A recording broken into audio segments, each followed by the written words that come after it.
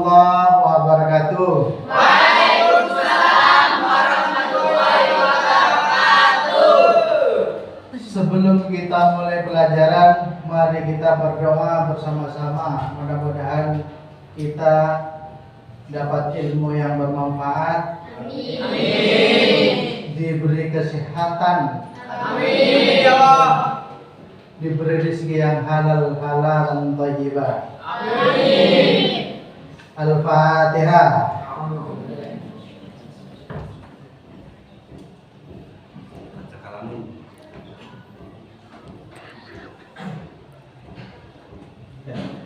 Saya absen dulu ya. Ya. April Diopasa. Hadir. Aditya Rafa Prasetyo. Hadir. Alvan Rizky Pratama. Hadir. Alia Malika Rahma. Hadirah. Akila Laili Zahrani. Hadirah. Arga Reza Permana. Hadir. Kuril Maula. Hadir. Dian Fuji Lestari. Dini Dwi Lestari. Hadirah. Ikhwan Fahrudin. Hadir. Khalifatul Zahra. Ada? Oh ada. Laili Aprilia Maufiro. Ada ya.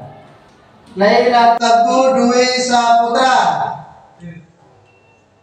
Ada? Hadir. Ya.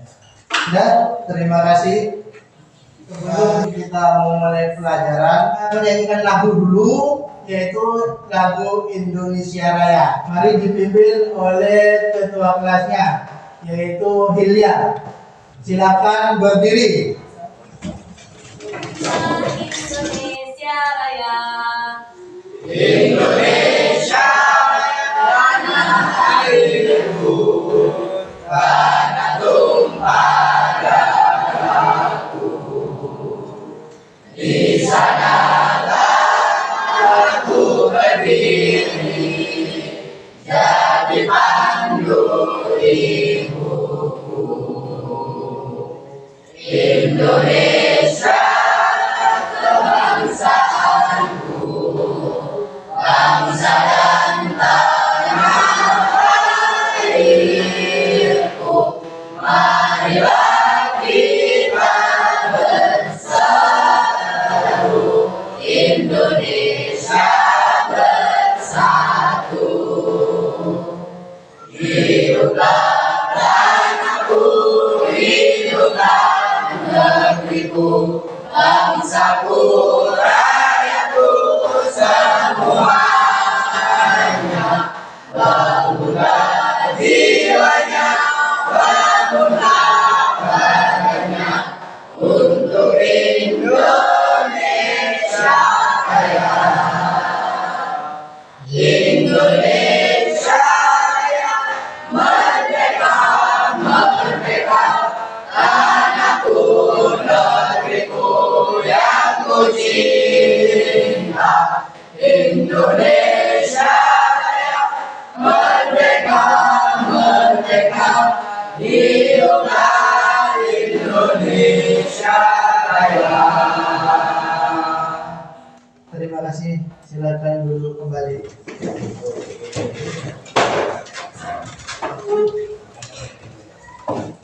Pelajaran kita adalah sekarang, yaitu adalah tentang norma-norma yang berlaku di masyarakat.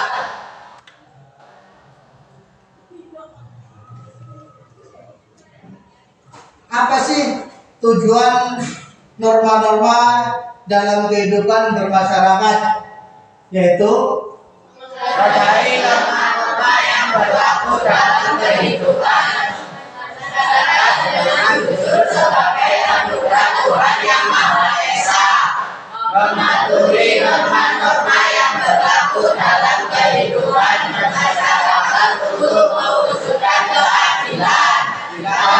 nah, Ini tujuan pembelajaran yang kita ajarkan sekarang. Ya?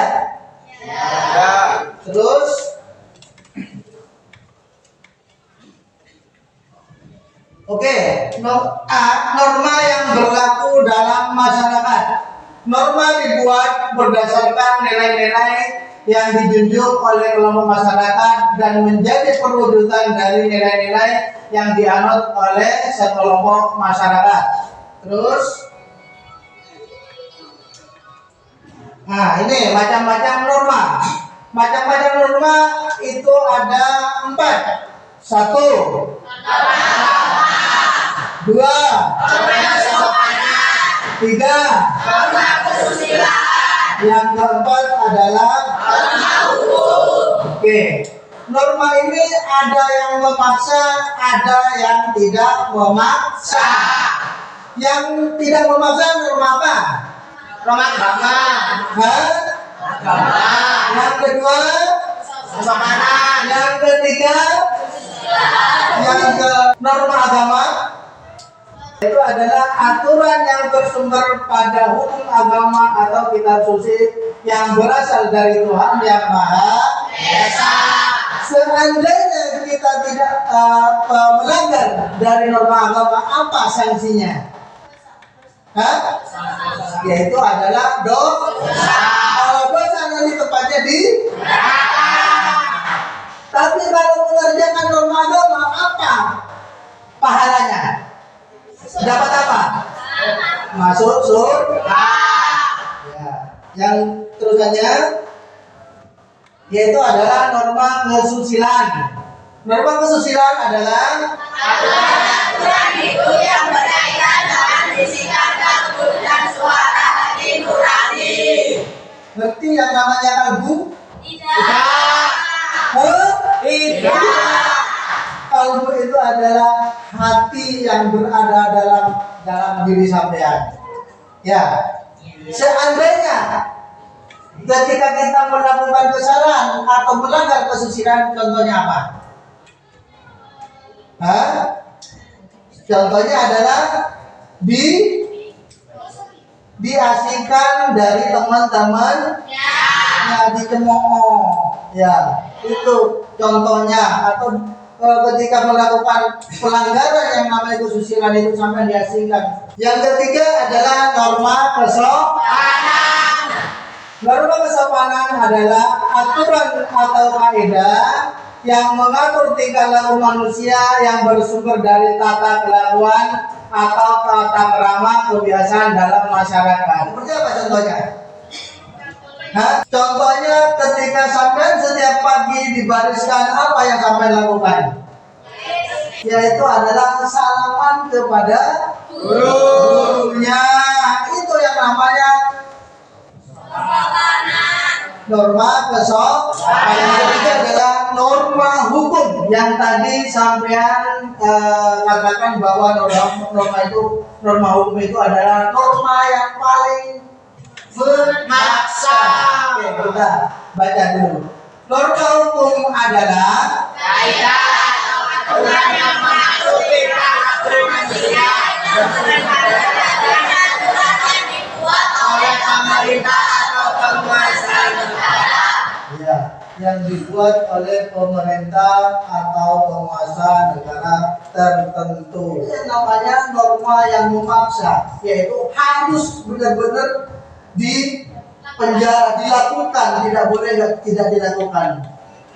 Tingkatan norma yaitu adalah cara, kebiasaan, tata kelakuan, adat istiadat.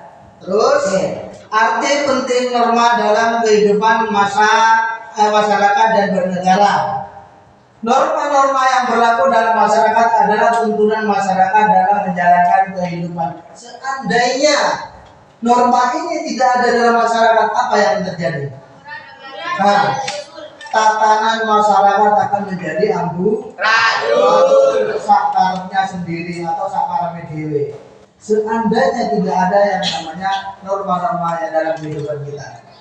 Terus pentingnya norma dalam kehidupan masyarakat adalah sebagai berikut. Oke, 1. menciptakan kehidupan yang aman, terus dan seimbang, menjadi penuntun atau pedoman bertingkah dalam masyarakat, membentuk budi pekerti manusia yang baik, perilaku yang taat, unsur dan teguh dan memiliki akhlak mulia, mengatur atau membatasi tingkah laku manusia dalam kehidupan bermasyarakat, mewujudkan keadilan. Oke, itu ya pentingnya norma dalam masyarakat. Terusannya adalah implementasikan norma-norma yang ada dalam kehidupan sehari-hari tentunya akan membantu kita untuk mewujudkan kehidupan yang diinginkan. Apa? Mengimplementasikan itu. Mempraktekkan. Ya. Mempraktikkan di masyarakat. Terus perilaku yang sesuai dengan norma. Bisa dibaca? Mematuhi data tertib sekolah, berbaca yang sesuai dengan peraturan sekolah, berdoa sebelum dan sesudah melakukan kegiatan belajar. Ini perilaku sesuai norma yang dapat diwujudkan di lingkungan rumah. Apa aja? Menghormati orang tua, melakukan kewajiban sebagai umat beragama, membantu mengerjakan pekerjaan rumah dengan ikhlas. Ini ada video ya. Nanti sampean harus mengidentifikasi yang ada dalam video nanti. Terus menganalisis atau presentasikan satu persatu dalam kelompoknya nanti. Ada yang mewakilkan ke depan sampai mempresentasikan apa sih yang ada dalam video tersebut.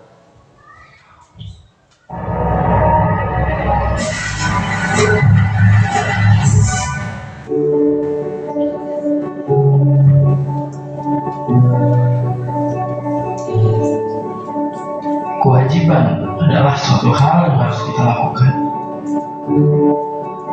Ketika kewajiban tidak kita lakukan, maka akan merugikan diri kita sendiri, bukan hanya kita, bahkan orang lain.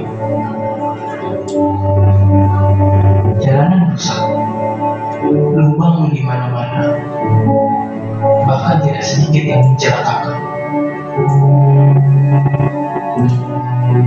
Proyek pembangunan terbengkalai karena kekurangan dana. Itu hanya sebagian dari dampak ketika kita tidak melakukan kewajiban. Ya, kewajiban membayar pajak. Pajak adalah kewajiban bagi setiap warga negara. Ada berbagai pajak yang wajib kita bayar. Misalnya saja pajak kendaraan yang kita miliki, baik roda 2 maupun roda 4.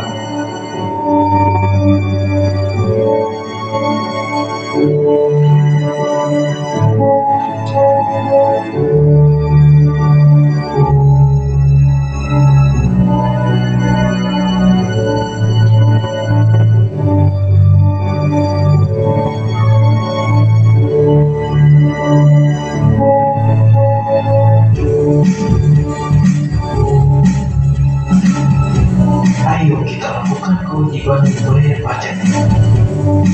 Kewajiban yang membawa kebaikan untuk kita, bukan hanya kita, tapi juga orang lain. Dari melihat tayangan ini yaitu mengidentifikasi, menganalisis, setelah itu mempresentasikan ke depan. Ya, sebelum saya akan membuat kelompok. Ya, siap ya? Siap. 1, 2, 3, 4. 1, 2, 3, 4. 1, 2, 3, 4. Ya. Nanti yang satu berkelompok kepada yang satu. Yang dua berkelompok dengan dua. Yang ketiga berkelompok yang keempat berkelompok. Oke, silakan Anda langsung ke kelompoknya masing-masing.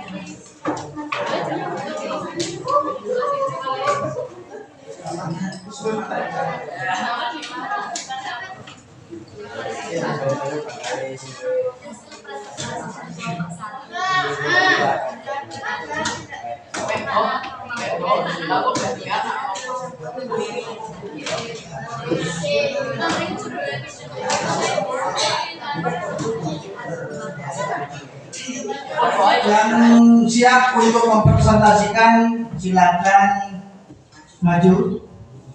Nomor 1 siap? Oke.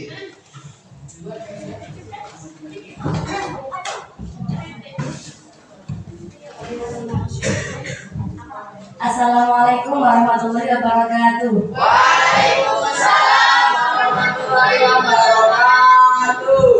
Saya perwakilan dari kelompok 1 ingin mempresentasikan dari video tersebut. Dalam video tersebut terdapat norma hukum yang berlaku tentang kewajiban membayar zakat, membayar pajak. Keuntungannya dapat memperbaiki atau membangun infrastruktur yang ada. Kerugiannya, tidak semua masyarakat bisa merasakan keuntungannya. Konsekuensi apabila tidak membayar pajak adalah mendapatkan atau terkena sanksi. Kesimpulan, kita harus membayar pajak agar semua dapat merasakan keuntungannya. Setuju? Setuju.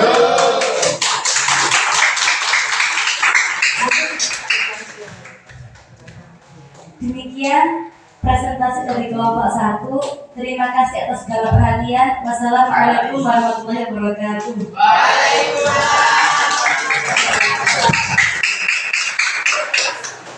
Yang berikutnya kelompok berapa? 2 Pak? Oke, silakan.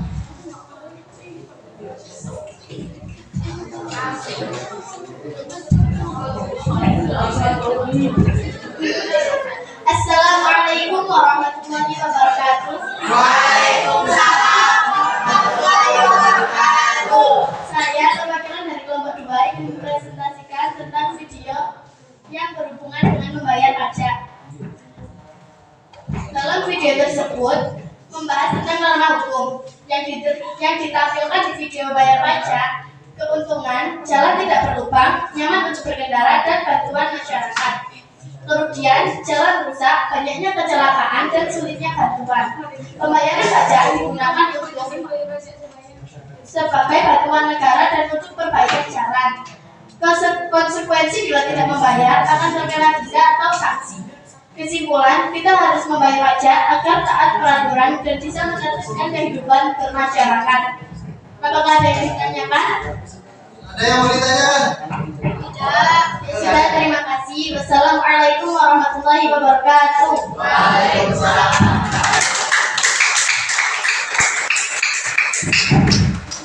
Silakan kelompok 4.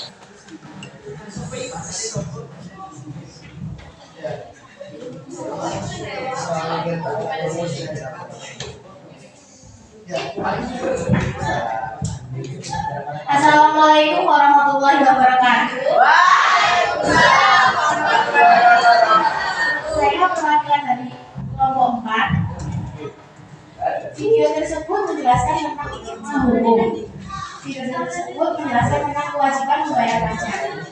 Adapun keuntungan yang didapatkan ketika kita membayar pajak adalah: 1. Jalan tidak berlubang. 2. Tidak ada bangunan yang terbengkalai. 3. Dapat merasakan atau memakai banyak fasilitas umum seperti jalan tol, trotoar. Adapun kerugian jika tidak membayar pajak, yaitu banyak jalan yang berlubang, bangunan banyak yang terbengkalai karena kekurangan dana. Sebagai masyarakat yang tertib hukum, kita wajib bayar pajak. Jika kita tidak bayar pajak, maka kita terkena sanksi dan tidak mendapatkan fasilitas yang layak. Jadi kesimpulannya, kita harus membayar pajak karena itu merupakan kewajiban kita sebagai warga negara Indonesia. Dan pajak dibayar setiap tahun agar tidak terkena sanksi. Ada yang mau ditanyakan? Sekian dari saya. Assalamualaikum warahmatullahi wabarakatuh.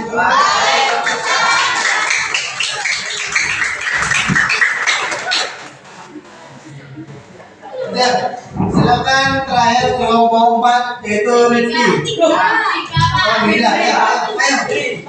Silakan.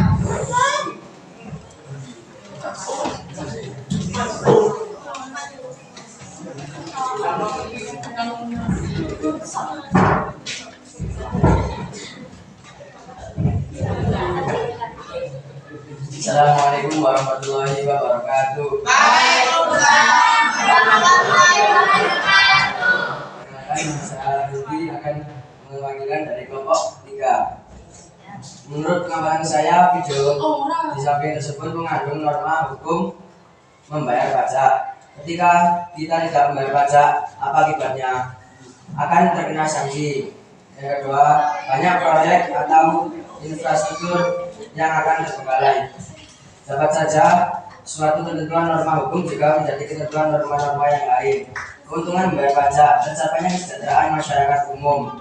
Kerugiannya, konsekuensi bila tidak membayar pajak harusnya menerima sanksi. Kesimpulan, jadi kita punya kewajiban membayar pajak supaya masyarakat dan khususnya kita sendiri merasakan keuntungan bersama-sama. Ada yang ditanyakan? Cukup sekian dari saya. Wassalamualaikum warahmatullahi wabarakatuh.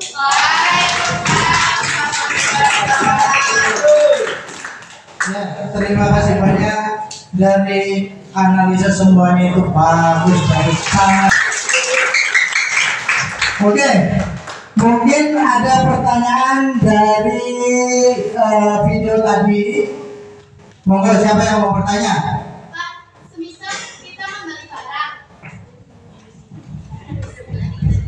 kita membeli barang sebelum terkena pajak itu seharga 100.000, dan setelah terkena pajak harga barang tersebut naik menjadi 150.000. Apakah dengan membayar pajak negara menyengsarakan rakyat? Terima kasih banyak. Ini pertanyaan yang paling bagus ya. Silakan, ada yang mau menyanggah? Iya.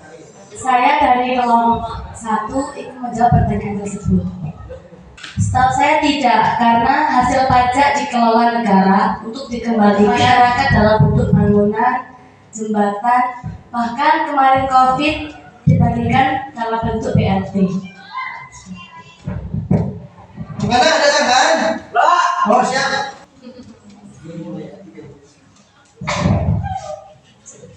Maaf Pak, rumahnya dia kan kota Pak, itu sering dapat bantuan. Sedangkan saya rumahnya kan dari pedesaan, kan jarang dapat bantuan. Berarti negara kan masih belum adil kepada yang di desa-desa Pak. Itu kan masih menyengsarakan saya dan teman-teman Pak dari pedesaan.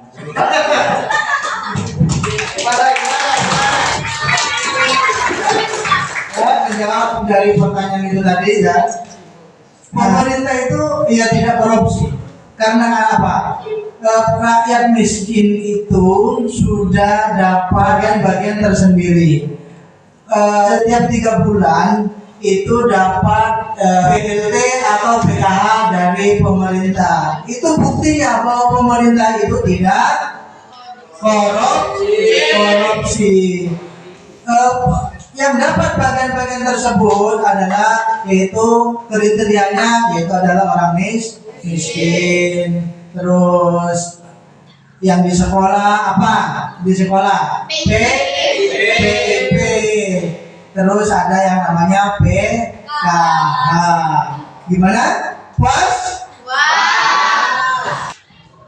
Saya akan mengambil kesimpulan dari video tersebut. Kita harus mentaati peraturan yang berlaku. Terus ketika kita mentaati peraturan yang berlaku, bukan untuk kita saja, tapi untuk masyarakat lainnya. Kalau kita membayar pajak pada waktunya, bisa mensejahterakan rakyat yang berada di Indonesia.